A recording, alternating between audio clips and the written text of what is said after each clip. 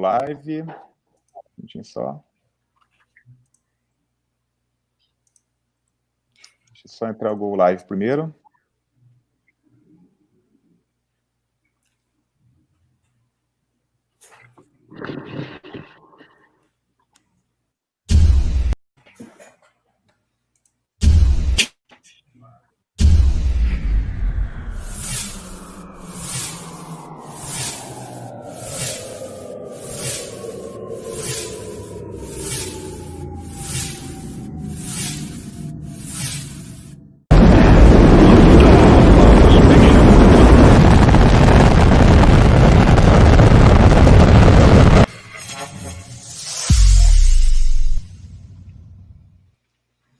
Boa tarde, professores, professoras, educadores de todo o Brasil. Eu sou o professor Motta e nós somos a Moonshot Educação. E eu vou dizer algo para vocês, meus queridos amigos. Já estávamos com saudades. Não é mesmo, professor Marlon? Me diga alguma coisa aí, meu querido amigo.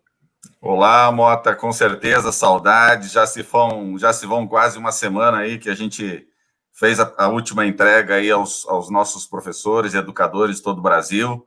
Muito feliz para estar aqui de novo, agora conversando com a professora Marjo, pegando as experiências da Finlândia. Então, muito curioso para ver o que ela vai nos contar durante esses próximos minutos. Show de bola, quero dizer que eu estou feliz. Não, feliz é pouco. Eu estou entusiasmado com esse nosso reencontro. Professor Paulo Tomazinho, meu querido amigo, qual é a sua expectativa? Dá um alô para essa galera aí. Boa tarde a todos, né? Uma alegria estar aqui de volta. Realmente, a gente sente saudade, sente vontade de estar aqui dividindo e aprendendo também, né? Porque é sempre uma troca muito boa e o chat que fica fervendo, isso é uma delícia muito grande.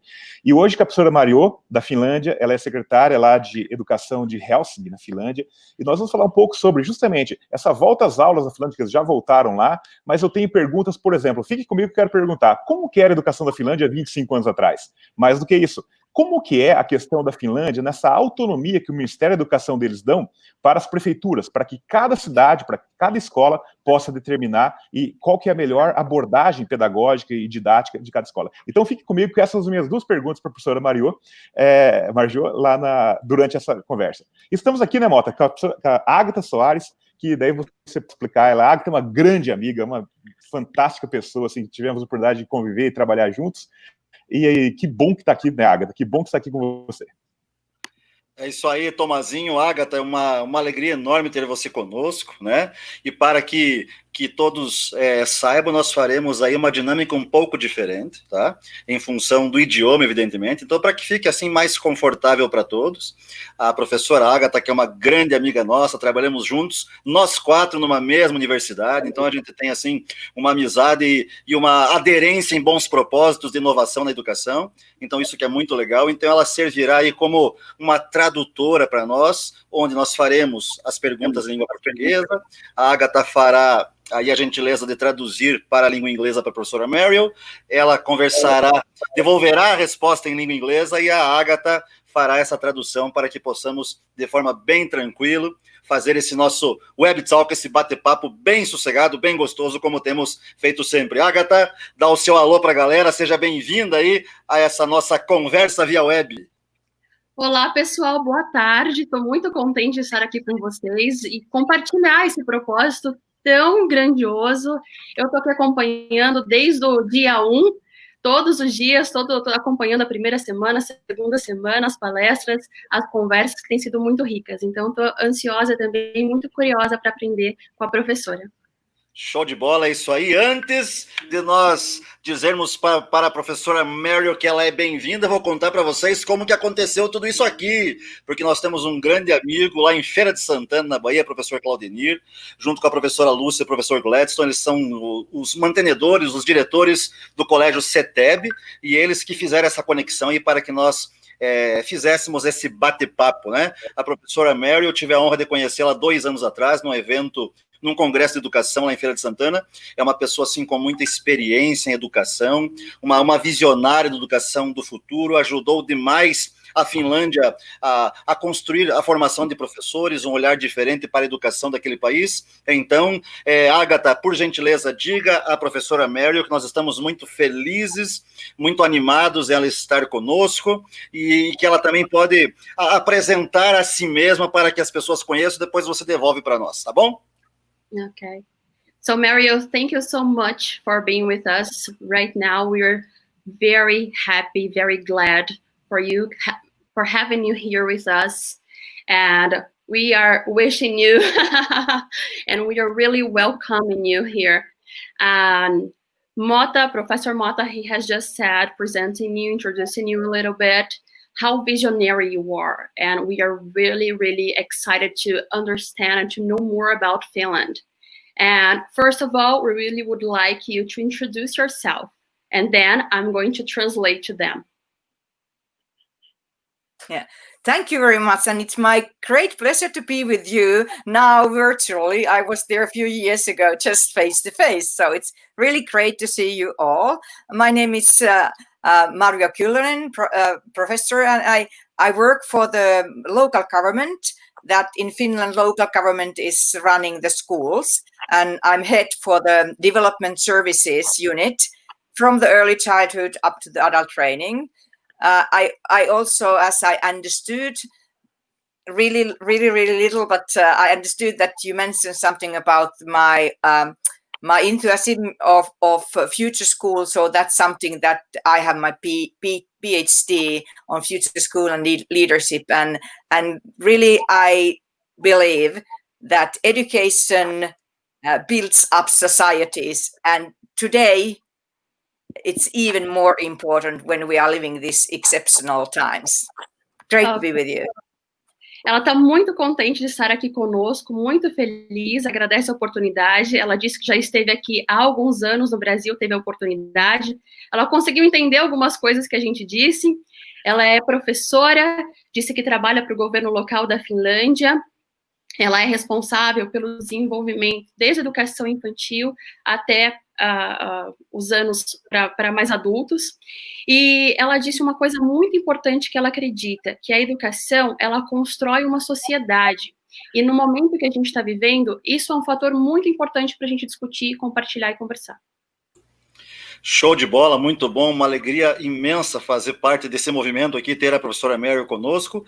Tomazinho, antes de passar para que você comece aí a efervescência dessa live, eu preciso fazer alguns agradecimentos aqui de uma galera massa que ajudou a movimentar toda essa live, que eu sei que agora estão conosco, né? São os professores, gestores da Escola Ativa Montessoriana, do Colégio João Paulo I, Colégio Despertar, Colégio Padre Ovídio, Escola Anchieta e tantas outras escolas aí de Feira de Santana, região Bahia, Nordeste, Brasil todo conosco. A gente está muito feliz com isso e também tem um amigo nosso que também se esforçou para que tivéssemos esse movimento hoje com a professora Mariel, que é o secretário de Educação lá do município de Feira de Santana, que é o Marcelo Neves. Receba o nosso abraço aí, porque a gente precisa disso, dessas pessoas com esse olhar diferente, para que nós possamos realmente inovar e fazer a diferença na educação. Então fica aqui a nossa gratidão de coração. Tomazinho, agora é contigo. Comece as provocações, meu querido amigo.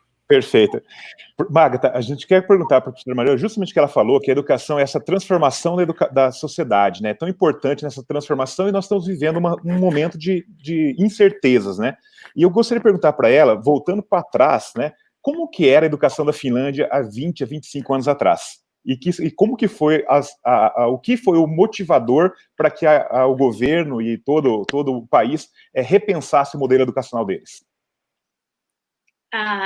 So, Mariel, you have just mentioned that in education builds and changes society. So once we have been facing all this moment, and Paulo Tomazinho, Professor Tomazinho, he has just asked, how was Finland, education in Finland 20, 25 years ago? And how was it back then? And what was, we have been living in an uncertainty moment, and what was the triggers so you could change the education in Finland? Oh, yes. Well, 25 years ago, it was like 1995. So actually, this is a very interesting question because that was the year that we got first time a curriculum that was emphasizing the importance of local level decision and gave a lot of freedom to the teachers. And that curriculum, it already had the idea, the seed, that what we are now implementing or harvesting even, that the role of the learner must be active, and the learner is there in the center of that learning process. Do you want to interpret, and then I can continue a bit here? Yeah. Please. E ela achou a pergunta muito interessante, muito pertinente, porque se a gente considera 20, 25 anos, a gente cai para o ano de 1995. E foi o primeiro ano em que eles deram uma atenção, de fato, ao currículo e deram mais liberdade ao professor para que ele pudesse ter o aluno, de fato, como centro da aprendizagem. And also in mid-1990s, 95, 97, so the technology just started to come into the school, and we had when we were reforming our pedagogical approach, so alongside of that we had big programs for how to implement technology in the school, and how to use the computers and other devices to enhance the learning. But those days, the focus was quite a lot in the technology. Now, today, we are just looking at the pedagogy. Ok. Então, ela achou... o que é interessante, nos anos 90, na metade dos anos 90, por volta de 94 e 95, foi um período em que eles já vinham com projetos, pensando em projetos relacionados à tecnologia e pensando como inserir a tecnologia na educação. E foi um momento em que era pensado muito mais na tecnologia, como utilizar os computadores ou outros recursos, gadgets possíveis para a educação. E hoje em dia, passado esse período de foco na tecnologia, simplesmente, existe um foco também pedagógico. And just to enclose my first answer, so when I'm thinking of the situation we are living currently and the uncertainty that we are facing, so we have done quite a big leap from the 1995 to the school of 2020. And today, what we are emphasizing a lot is, and what we are discussing a lot, that what are the qualities needed in the future?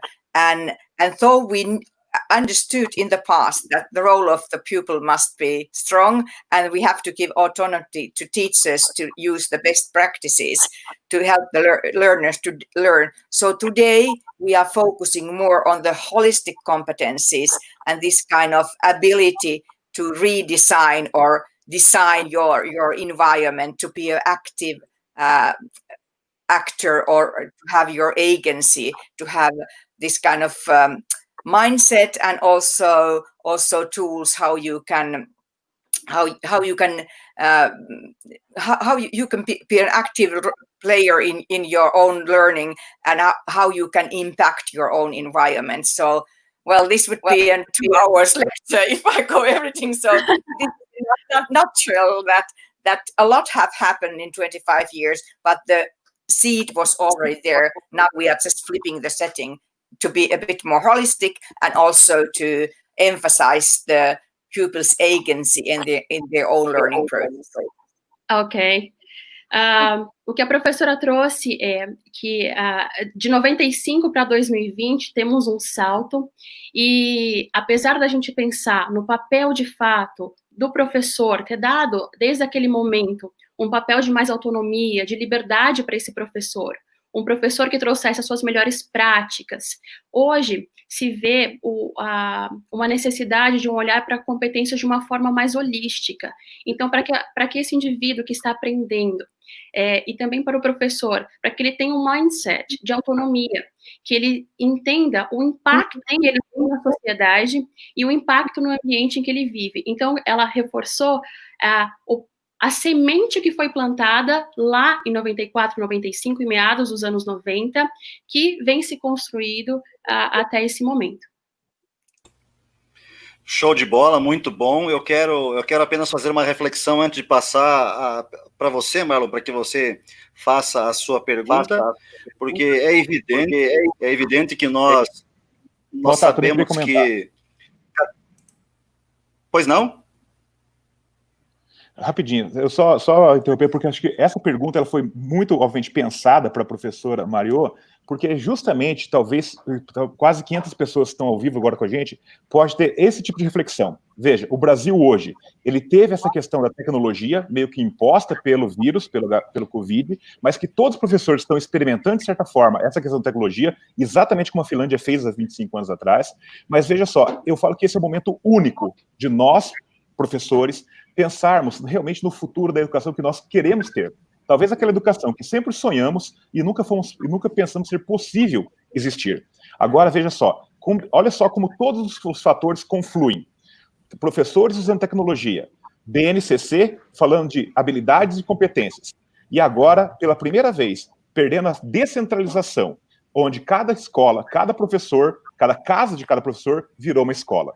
Onde, ou seja, o professor tem, nesse momento, no Brasil, essa autonomia para decidir como estudar seus alunos. Fiz essa pergunta de forma capciosa, só para a gente poder ter essa realidade, e o que eles fizeram de forma planejada, há 25 anos atrás na Finlândia, que levou a Finlândia a ser a grande referência em educação no mundo, e ainda é, nós temos esta oportunidade para poder pensar e repensar a educação que nós sempre talvez sonhamos no Brasil e nunca pensamos ser possível conseguir. E nós estamos justamente nesse momento com todos os elementos: tecnologia, autonomia do professor e a BNCC com a questão das competências e habilidades, que, ou seja, esse caldeirão, sabendo aproveitar esse caldeirão, talvez seja uma oportunidade única que nós temos para poder repensar a educação desse país e olhar realmente para uma educação que possa olhar para o desenvolvimento e colocando o aluno no centro desse processo e esse aluno no centro do processo de aprendizagem, tá? Então, a pergunta ela foi direcionada para a gente poder fazer justamente essa reflexão. E muito obrigado, Agatha, assim, a tua tradução foi perfeita, as professora pegou exatamente a ideia que eu gostaria de passar isso para todo mundo, quase 500, agora exatamente, 500 pessoas ao vivo junto com a gente. Motta, pode seguir daí.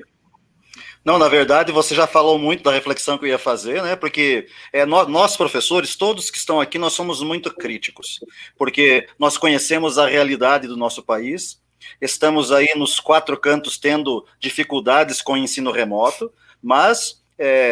de acordo com o que o Tomazinho falou, nós estamos tendo essa oportunidade de experimentar novidades, de experimentar uma ferramenta nova, uma metodologia, e é evidentemente que nós temos que olhar para fora dos muros da escola e do nosso país para absorvermos bons exemplos. Sabemos que não é possível fazer um Ctrl-C, Ctrl-V de Finlândia e colocar no Brasil, assim como não é possível muitas coisas daqui para fora. Mas o que nós temos que saber é o seguinte: a Finlândia foi arrasada nos anos 20 e 30 por domínio russo e tudo mais, ou seja, estava um caos. E a partir dos anos 70 eles resolveram fazer o seguinte: vamos formar os nossos professores de uma maneira assim muito lúcida, muito inovadora, muito consistente, para que nós possamos criar um povo que seja capaz de resolver os nossos problemas.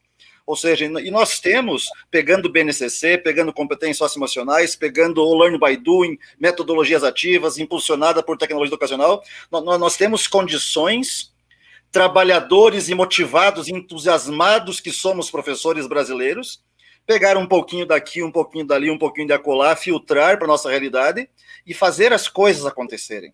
Porque nós não podemos ficar acomodados sempre com a desculpa de que alguém tem que fazer, não. Eu já disse aqui, nós temos que levantar a bandeira de sermos a mola propulsora da mudança. E a professora Mariel, ela sofreu dores na Finlândia, e ela conseguiu juntar pessoas para que pudesse formar professores, formar pessoas para que eles possam colher os resultados que colhem, e os resultados não foram planejados, mas sim uma educação consistente foi planejada de maneira que os resultados foram consequência. Então, professores que estão sempre conosco com esse projeto Moonshot, é isso que a gente quer, que cada um leve essa inspiração para a sua aula remota para que possamos fazer a diferença. Show de bola. Agatha, o Marlon vai fazer a pergunta dele, daí se você quiser resumir um pouquinho do que eu e o Tomazinho falamos, e daí você faz em seguida para a professora Mary, a professora, daí fica show de bola, tá bom? Ok. Legal. Agatha, se puder perguntar para ela, então. A minha dúvida é a seguinte, ela acabou de comentar, então, que há 25 anos a Finlândia vem forte na parte de tecnologias, é uma realidade completamente diferente do que nós temos aqui no Brasil. E provavelmente eles fizeram essa transição agora com a pandemia do Covid-19 de uma forma muito mais suave do que nós tivemos aqui no Brasil. Gostaria que ela contasse um pouco como foi essa adaptação deles lá na Finlândia, se eles tiveram algum tipo de orientação no sentido de o país inteiro adotou mais ou menos as mesmas ações, ou se for separado meio por região, cada região atua de uma forma um pouco diferente. Que ela nos contasse um pouquinho dessa realidade aí que eles enfrentaram com o isolamento social. Okay, Marlon. So, Mariel, Tomazinho and Professor Motta, they have been making some comments about what you have just brought to us. So about the Brazilian culture, what we have been doing, and the struggle that we have been facing since the beginning of the pandemic here in Brazil, and of course in the whole world. We didn't have a model or a pattern that we could just follow. We were just like taking different things and different projects and suggestions that were kind of working and that we could bring and apply to each one here in your own reality. And what Professor Marlon Bruneta brings a question is that it's been 25 years since you have this technology in a stronger way in your educational reality. So we imagine that these transitions during this pandemic moment, it was it was softer than what happened here in Brazil because we weren't prepared for that. So our question is, was there a guidance for every school or for the whole country in general, or was it a guidance for regions? How was it for Finland? Yes, thank you. Very good remarks, and really that's the reality that the first this kind of technology for Finland, it was 1995 and 99, and then we launched this kind of computers to our schools. But for very long time, it was a kind of more traditional way that you have the computer class. Of course, then gradually students or pupils learn to use the technology, and we had a very good equipment. For example, when it comes to Helsinki, to jump over to one night in practice, we jumped from the normal schooling to the distance schooling, but it still was a very big leap for some of our teachers. Some of teachers had used a very little technology. I think there was a division: those that used and those that didn't. And do you want to interpret in between? Sim. Ela traz que esse período de adaptação lá em meados dos anos 90 foi de 95 a 99, porque foi uma introdução, foi um início de introdução aos computadores na escola. Até se tinha, porque antes disso era uma escola muito mais tradicional. E apesar de, desde esse período, já ter uma introdução da tecnologia nas escolas, o que acontece é que ainda assim, nesse momento agora, ainda teve alguns professores que estavam mais habituados à tecnologia e outros que não tanto. So because in Finland the education is run by the local government, so the ministry didn't give a lot of or didn't give this kind of straight instructions how to do it. It was just that some of our pupils were allowed to come to the school, but the majority of children, they have to stay at home. That was set at stay at home hashtag, and that was set, and then also that you can kind of diminished a bit the contents of our curriculum, because every teacher has to follow the national curriculum. So there was this kind of permit that you don't have to take all the details. And then there was also like this type of instruction at the national level that everyone has to have. We have not closed our schools. We have just removed the teaching from the schools to the distant learning, and that was a big message from the ministry. Maybe but then at the national level, what happened? It was beautiful. Like teachers started to share their practices, because it was totally something we have never experienced. We were like children without ability to swim, and we were just thrown to the water, and then you have to cope it in less than 2 days time.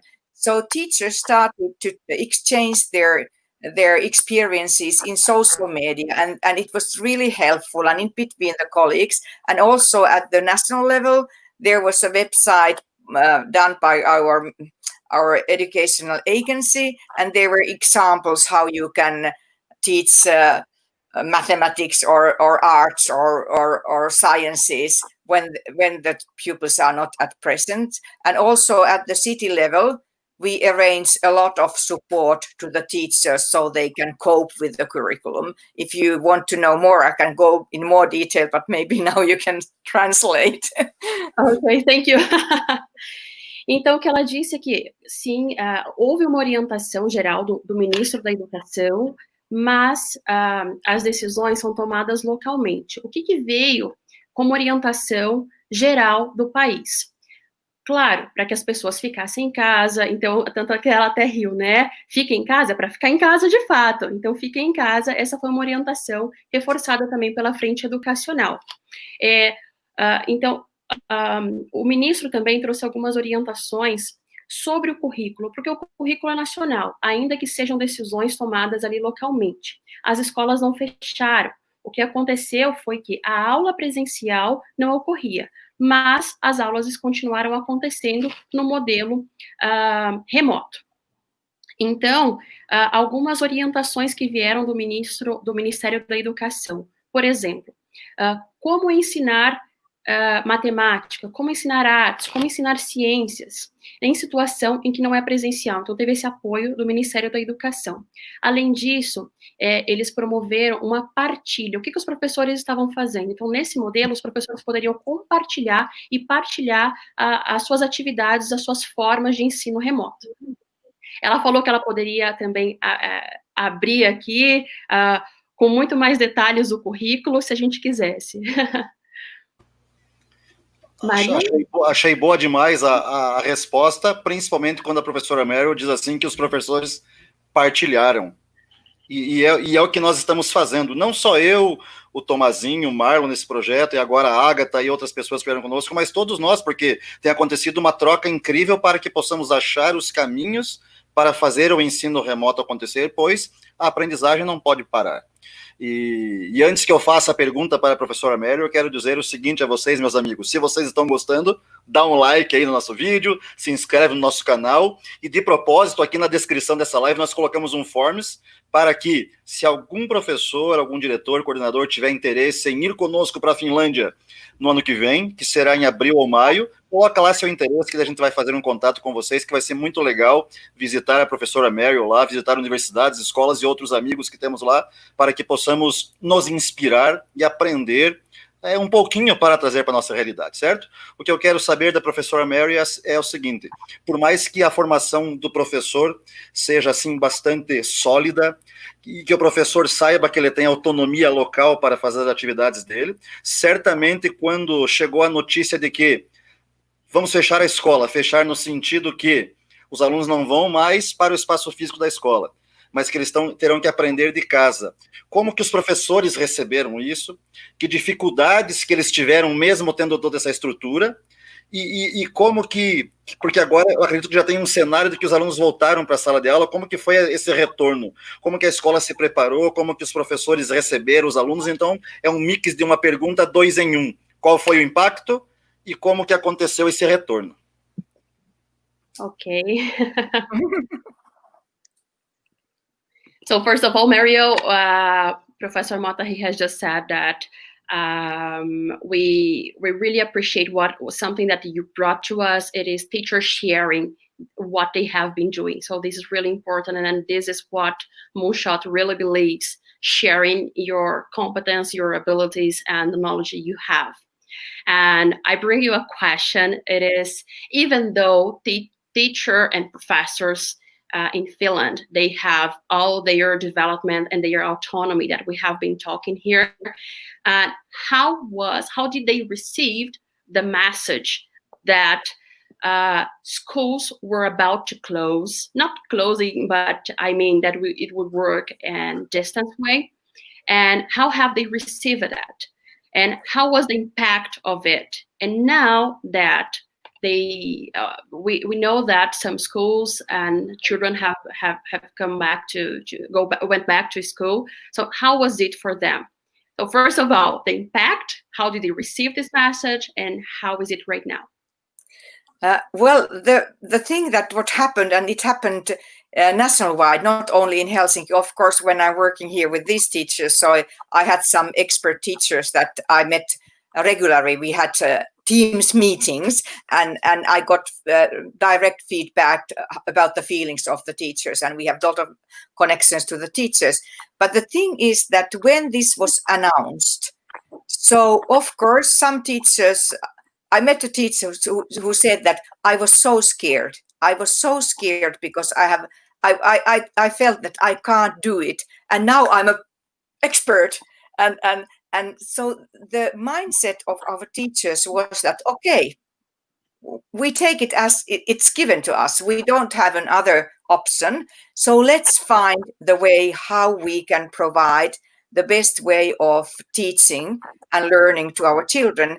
And there were a lot of trials that teachers were trying this. Is this working? Is this working?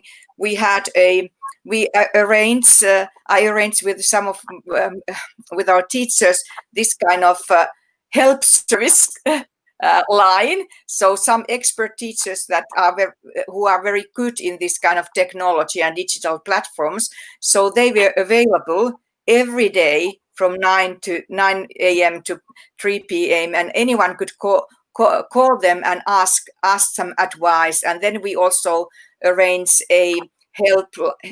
this kind of help service line for the parents and the citizens, so they could.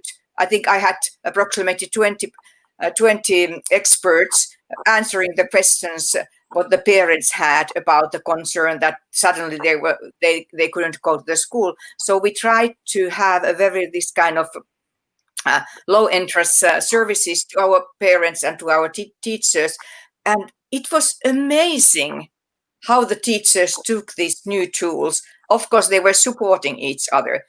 Well, let's have an interpretation. Thank you so much. Essa pergunta foi bastante interessante porque ela trouxe que não foi uma realidade, ela não está falando simplesmente, não vai falar simplesmente por Helsinki, que é onde ela está, mas pela Finlândia como um todo. Ela tem, desde o início, contato direto com os professores que têm trazido feedbacks a ela, então ela tem reuniões pelo Teams, e ela falou assim que muitos professores, a primeira reação, apesar de toda essa tecnologia, foi medo. Eu tenho muito medo, e eu não sei se eu consigo. E ela trazer isso, os professores trazerem isso, o que eles perceberam? Olha como o mindset desse professor, ele já estava modificado, porque ele falou assim, bom, eu não tenho o que fazer, eu preciso enfrentar isso. Então, uma vez que eu enfrento isso, como é que eu vou promover o meu melhor para a aprendizagem, para essa situação? Então, eles foram conversando, essa rede de partilha foi muito importante, porque eles verificavam o que estava funcionando, olha, esse professor está funcionando dessa forma, então eu vou trazer isso para a minha aula também.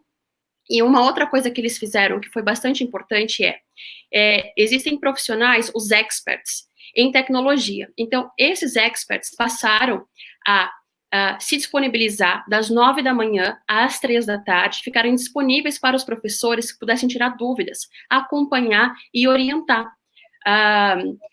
e não apenas para essa utilização dos recursos tecnológicos, mas muitas vezes, assim, alguns pais tinham algumas preocupações e precisavam orientar seus filhos de alguma forma. Então, existia esse help desk das 9 às 3 da manhã, que foi bastante importante, e ela disse assim, que foi incrível, porque os professores que tinham medo, hoje, eles estão muito mais tranquilos e adaptados, dado essa transformação de mindset. Maravilha. Wag. Yes. So when time went, so teachers got to use how to teach from distance, and well, we made a survey and ask how their pedagogical and technological skills had developed during this period. And it was a huge development how they measured their own ability in using the technology in the wise way, in promoting the learning. So that was a very nice result. Then when our ministry announced that we will go back to school for 2 weeks, because it was only for 2 weeks, now we are on holiday. So majority of the teachers and the teachers unit said that no way, why are we doing it now? Because everyone has to kind of learned how to give this distance learning. But then when the pupils came back to the school, so the teachers said, we are so happy. We are so happy that we can see our kids, we can see how they are doing. And even at the governmental level, the minister said that this is not for the children to learn a lot of academic things for the 2 weeks. It's for that we check their well-being, they get the social connections, the social interaction in between the children and in between the teachers. And that was the most important thing. Even when we asked the pupils, they said, okay, this distance learning is okay, but I'm missing my friends. And these 2 weeks, it was incredible how much they rejoiced being together again. That's amazing. A Mariel trouxe um ponto que, logo em seguida, depois que eles tiveram esse help desk e toda esse posicionamento de mindset, eles enviaram um questionário, uma verificação, uma pesquisa para os professores, para entender um pouco como é que tinha sido esse desenvolvimento, tanto pedagógico quanto tecnológico. E os professores trouxeram um resultado assim, incrível, um crescimento muito grande de desenvolvimento tecnológico e também pedagógico, através desse jeito mais sábio. Ela trouxe dessa forma de utilização dos recursos tecnológicos. Então, esse retorno, agora em relação ao retorno das aulas, o ministro, ele trouxe a informação de que voltariam, ainda assim, foi por apenas 2 semanas, porque agora eles estão num feriado lá, mas o que foi importante? Foi muito além de simplesmente voltar para o contexto escolar, e o ministro reforçou isso. Isso é importante porque é importante para as interações, para o bem-estar, a interação social. Isso não é para as crianças, simplesmente para a aprendizagem em si, mas é para um contexto social, e realmente foi muito importante porque as pessoas estavam felizes e se sentiram felizes nesse retorno. Fantástico. Agatha, eu vou pegar um pouco dessa fala da professora Mariô, e ela comentou um pouco essa questão dessa gestão municipal, né? Na Finlândia, ou seja, tem o ministério que ele dá as diretrizes gerais, mas cada município, cada cidade tem a sua autonomia, né? E eu, na segunda-feira passada, quando nós estávamos lá na aula da Moonshot, eu cheguei a comentar um sonho ali de uma educação antifrágil, né? Onde cada vez mais o diretor, os professores, a associação de pais e mestres de cada escola poderia ter mais autonomia para decidir o que for melhor para elas. E se eu podia pedir para ela, então, explicar como que é essa questão da autonomia das escolas e dos municípios, da gestão municipal, e como que é essa relação entre ministério e cidades, né, nessas decisões pedagógicas, didáticas. Essa é uma pergunta. E a segunda pergunta, assim, a gente fala que, só para contextualizar, você pode fazer pergunta direta. A Finlândia, assim, é um país rico, é um país que valoriza o professor, uma baita formação de professores, todos os professores são mestres, todos os professores têm alto salário, cara, isso é maravilhoso. Mas tem também pessoas pobres da Finlândia. E eu queria perguntar para ela como que era essa educação remota para aquelas pessoas menos favorecidas que não têm, por exemplo, acesso à tecnologia, que moram nas áreas rurais, sem a tecnologia, como que essa educação remota chegava a essas pessoas? Se você puder fazer isso para essa pergunta, seria maravilhoso. Então, a questão da gestão municipal, da autonomia municipal, e a questão dos menos favorecidos sem acesso à tecnologia, como que eles resolveram esse problema lá? Okay. So, Mario, we have been discussing about, Professor Tomazinho just said about the autonomy that we have been discussing, that if it could be possible here in Brazil, the autonomy for the deans and the owners of schools, for example.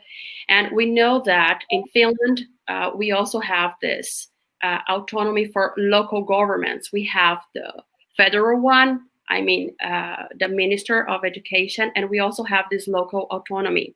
So how is the relation? How does this autonomy work?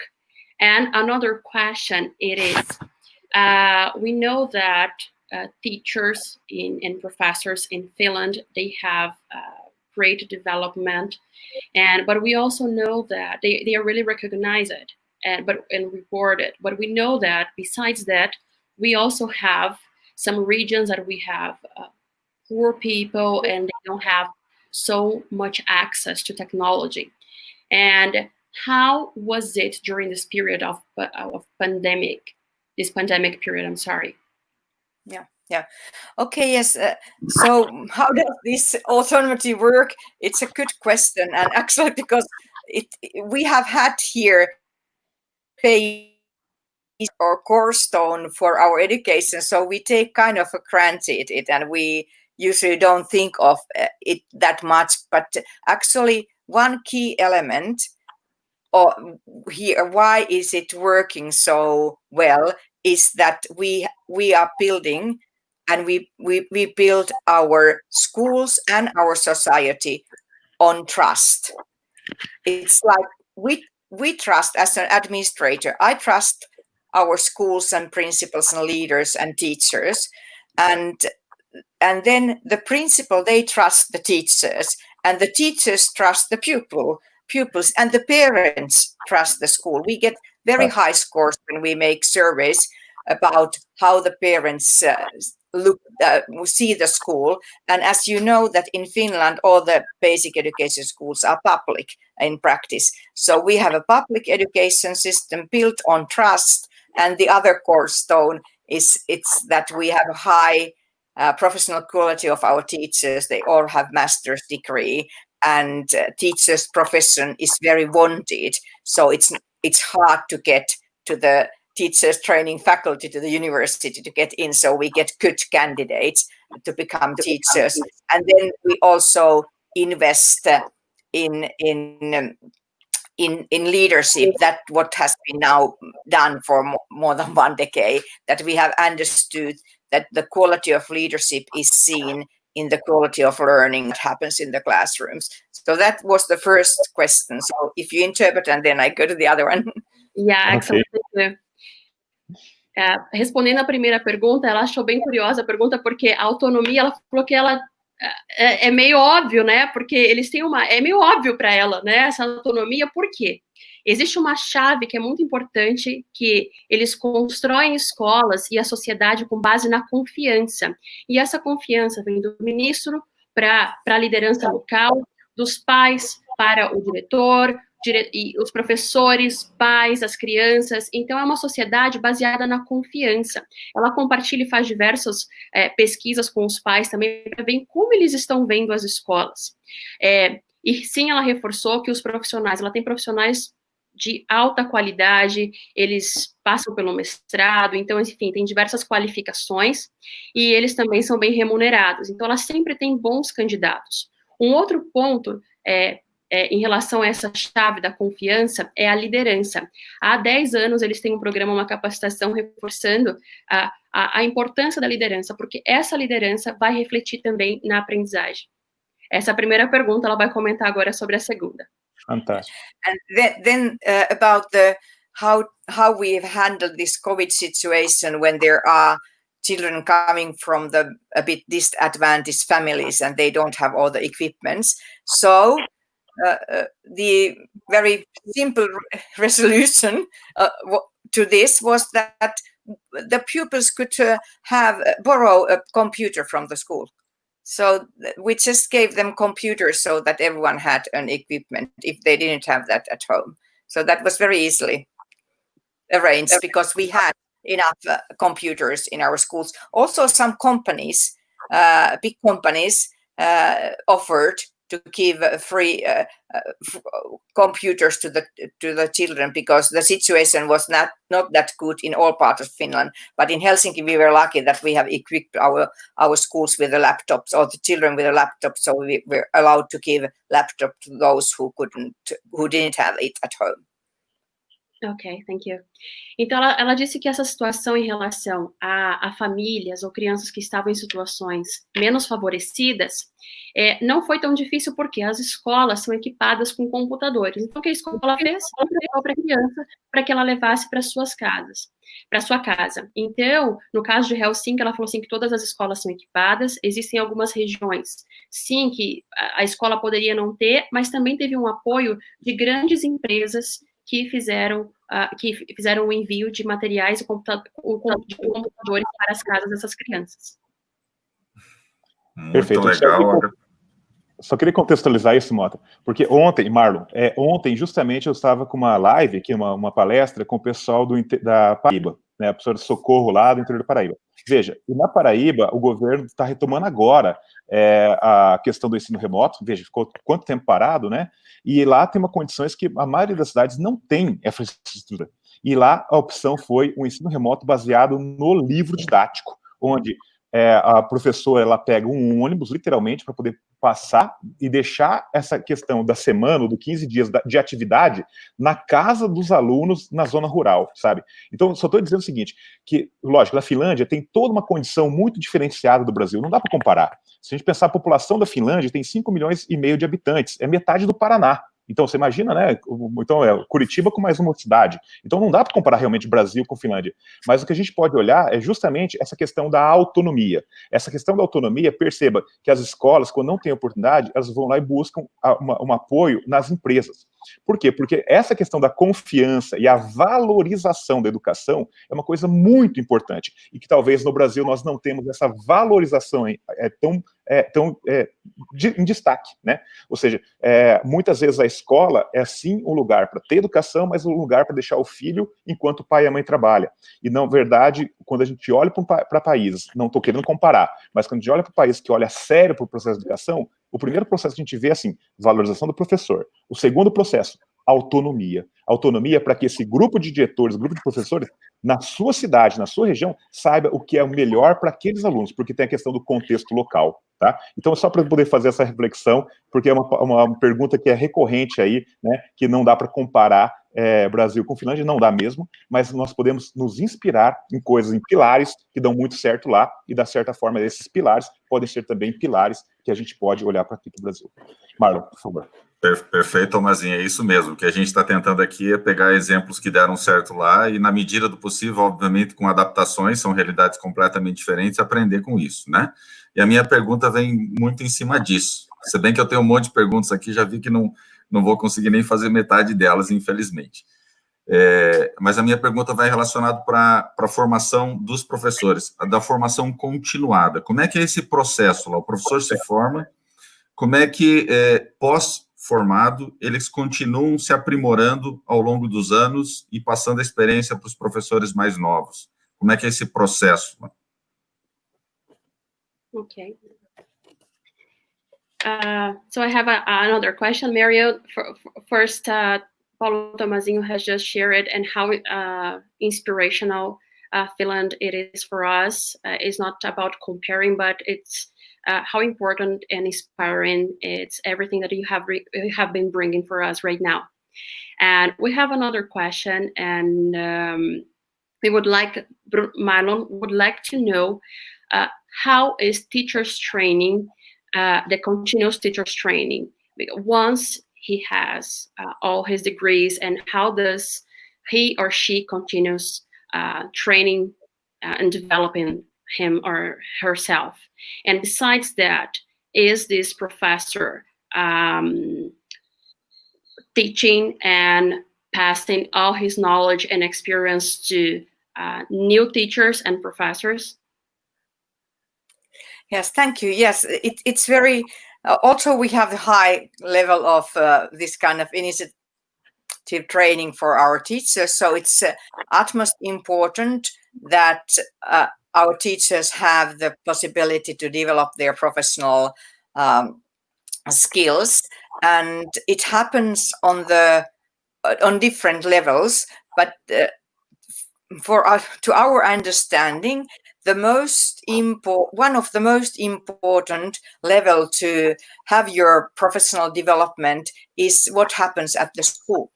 That you learn from colleague to colleague, and as you ask, there's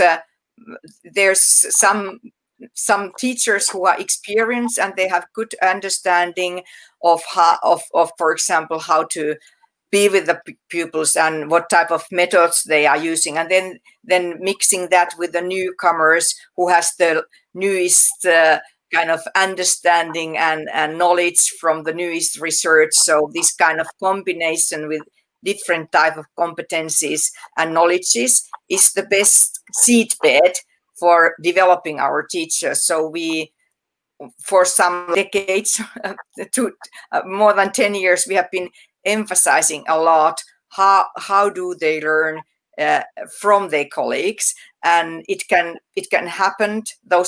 We have certain days, a certain amount of days for teachers training, the minimum.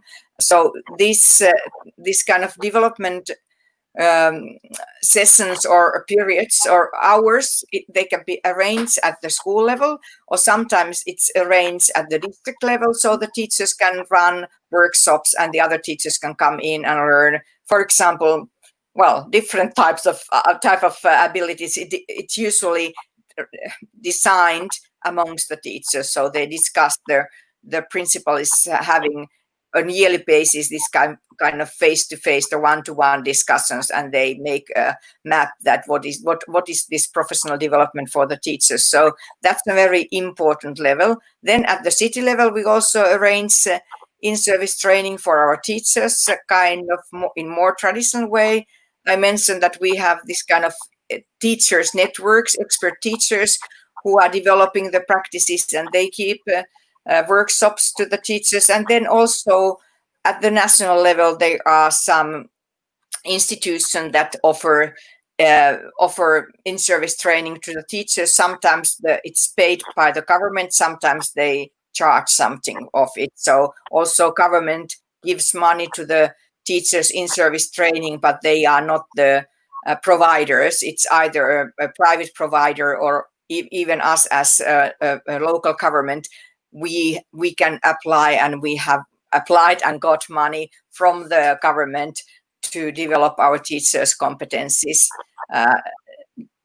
in different areas, so it's multifunctional and multi-level. Our teachers in service training or pedagogical professional development programs.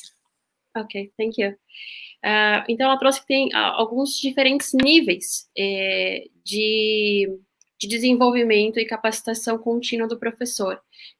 Mas, basicamente, o ponto principal é que os professores, o que é que eles aprendem na escola e eles compartilham entre eles. Então, quais são as competências, o que é que eles estão aprendendo, e isso é um a um, em pares. Eles têm, o que os professores fazem? Eles têm horas dedicadas a essas capacitações, ou às vezes eles fazem alguns workshops, um próprio professor, ele é o facilitador desse workshop, e outros vêm para prestigiar e compartilhar. Então, é entre esses professores. Também, tem o modelo até que ela exemplificou há alguns minutos atrás, de ter um expert. Esse expert se disponibiliza para compartilhar com os outros professores. Numa frente nacional, existem algumas instituições que disponibilizam algumas capacitações para professores, às vezes pagas, às vezes não. Então, é algo que é provido do governo e recebe um incentivo, muitas vezes, de organizações privadas. Isso. Show de bola. A interferência que eu quero fazer aqui é a seguinte para vocês, professores que nos ouvem. Nós sabemos, aqui no nosso país, nas diversas esferas, a dificuldade que temos na educação. Porém, quando há 2 meses atrás, eu, o Tomazinho e o Marlon sentamos para conversar, nós pensamos assim, tá todo mundo fragilizado, nós professores precisamos nos ajudar. Daí inventamos essa moda aqui do Moonshot Educação, cujo objetivo é compartilhar conhecimento, experiências exitosas. Por enquanto, somos eu e o Tomazinho e o Marlon que temos feito isso a maior parte do tempo, mas daqui a pouco a gente quer que vocês também, professores, compartilhem isso conosco. Teve semana 1, semana 2, hoje ainda vou anunciar quando que começa a inscrição para a semana 3, mas daqui a pouco você, professor, vai estar aqui contando como que você fez isso ou aquilo na sua sala de aula. A gente quer criar essa comunidade de professores experts em prol da educação no nosso país, de maneira que não tenhamos que depender, assim, de forma sofrida de alguém. E de maneira que você, professor, ao se inspirar com as nossas falas e as de vocês, você vá lá para a sua sala de aula, não importa a cidade, o cantinho que você está com os teus alunos, mas que quando você estiver lá diante dos teus 20, 30, 50, 80 alunos, você entregue algo extraordinário para ele. Você faça da sua aula algo incrível. E que depois que você perceber o brilho nos olhos, você volte para casa e pense assim, meu Deus do céu, que massa. Eu não dependi de ninguém e fui lá e mudei um pouquinho a vida de um ser humano hoje para que ele seja melhor. Porque depois é esse cara que vai ter que tomar as decisões, ele que vai, de repente, ousar ocupar uma posição no nosso país e ele terá uma boa formação, ele terá um bom caráter, ele terá bons propósitos para ele, para a família, para a comunidade, para a cidade, para o estado e para o país. Eu tenho certeza que vocês entendem o que eu estou falando. Então, a questão é, vamos nos unir nessa grande comunidade que a gente está fazendo aqui, chamada Moonshot Educação, para que nós todos juntos, a gente possa dar esse tiro na lua e realmente mudar a educação.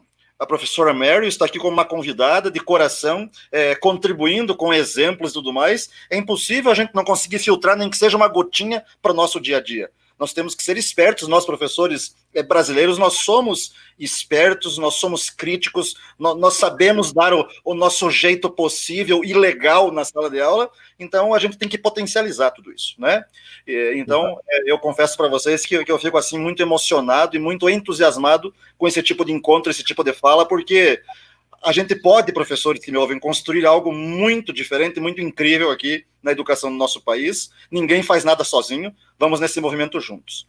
E agora eu quero, é evidente que você, Agatha, inclusive, Agatha, eu quero dizer uma coisa para você, tem uma galera te elogiando aqui, o seu jeito querido de ser e a sua capacidade de fazer síntese em responder e também em fazer as devidas traduções das respostas da professora Mary. Então, a gente está muito feliz que você está aqui, tá bom?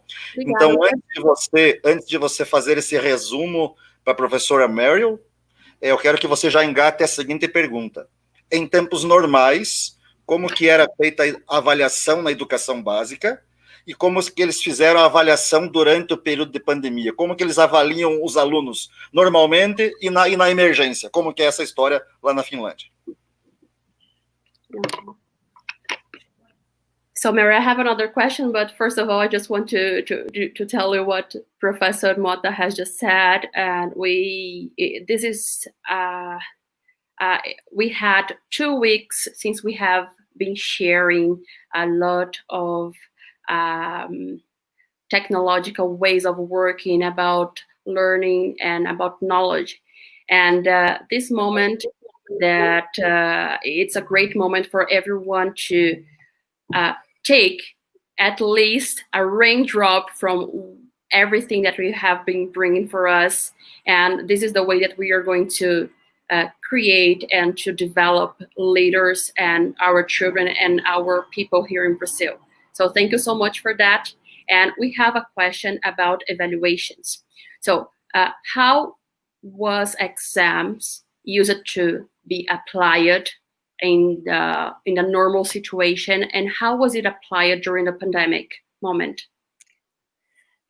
As you may be aware. So in Finland, we are not testing our children. Of course, we evaluate, and teachers are allowed to use different types of evaluation tools during their when the learners or the pupils are learning. For the past some years, we have been discussing, 5 or more years, we have been discussing a lot about the role of evaluation, that testing, and this kind of idea is that testing is not improving learning, it's the learning process itself that we should focus in. And that's why we have been shifting our learning methods so that it's more like for example, portfolio working, that it makes the learning visible for the learner, and then the teacher is kind of guiding and scaffolding the learning, make it kind of that the learner understand that what I should be learning next, and where I'm strong, and what are the things that I need to work more on. So that has been already this kind of discussion and we have developed their tools. So in terms of evaluation, there's a lot of there's the freedom is the teacher has the freedom. We have a national curriculum, and in that curriculum it emphasizes that everyone must be treated equally, and it has to be transparent also for the learner and the parents how the pupils are evaluated. And also in our national curriculum it says that you can't base the grade or the report only on one type of assessment, but you have to use diverse methods in assessing the pupils. So that's the picture. It was kind of the normal situation. So now when we went to the distance learning, so of course there were some concerns that, for example, if the people were asked to make a project, something like a research project, and then they returned it to this digital platform, and then the teacher was looking at it, and some pupils, they did better in distance learning in terms of academics than in normal situation. So of course there was this kind of question arisen that is this work done by the pupil, or has someone assist, like a big brother or father? And then one teacher said that, well, it's very easy to find out that when they give their report, you can just ask few questions about what is in there, and ensure that the pupil has understood it, and never mind if someone has helped her or him, because in the end the pupil has learned, and that's the most important thing. So there was not that much discussion about testing during the or assessment during the distant learning, because our assessment system is in the big picture is it's something more than testing. Thank you. Então, a Mary, eu trouxe que existem diferentes tipos, na verdade, de avaliação. Qual é o papel da avaliação? Eles entendem que já faz aproximadamente um pouco mais de 5 anos que eles mudaram o processo de avaliação, não a avaliação em si, mas eles têm criado, principalmente para as crianças, não tem um processo de avaliação. Eles criam portfólios. Então, o que é que eu deveria estar aprendendo? O aluno consegue acompanhar e entender o que é que ele deveria estar aprendendo. Então, eles passaram a desenvolver diferentes tipos de ferramentas para fazer essa verificação e essa avaliação. O Ministério da Educação, ele entende que todos devem ser, todo aluno deve ter um tratamento de equidade e de transparência com as crianças e com as famílias também. Então, essa já era uma situação, esse trabalho com os portfólios já era algo que acontecia antes. Na situação de pandemia, o que foi realizado? Através do uso de uma plataforma, então muitos professores trabalharam com projetos, então os alunos traziam esses projetos, inseriam nas plataformas, e alguns acabaram tendo um desenvolvimento acadêmico muito melhor através do uso das plataformas. E é gerado Opa, fugiu aqui a palavra. Relatório. Relatório, exato. Ou onde enviamos as notas. E o que acontece? O pai, quando ele pega aquilo, ele entende que foi aquilo que a criança ou adolescente ele aprendeu. E ainda que ele tenha tido algum tipo de ajuda para aquele aprendizado, não importa, porque se ele aprendeu, é isso que importa. Isso é fantástico, Agatha. Só para contextualizar isso. Na verdade, ou seja, a criança, ela entende até onde ela devia, o que ela devia saber naquele momento, e a família entende também por esse relatório se essa criança atingiu ou não atingiu. E aí, veja só que tem muito a ver com nota. A nota não importa, na verdade. O importa é se a pessoa tem a competência, tem a habilidade ou a competência para fazer aquilo, o aluno tem a competência para fazer aquilo ou não. Então, ou seja, ele sabe até onde ele já desenvolveu habilidades e competências e o que falta para ele atingir o próximo nível. Isso é genial, por quê?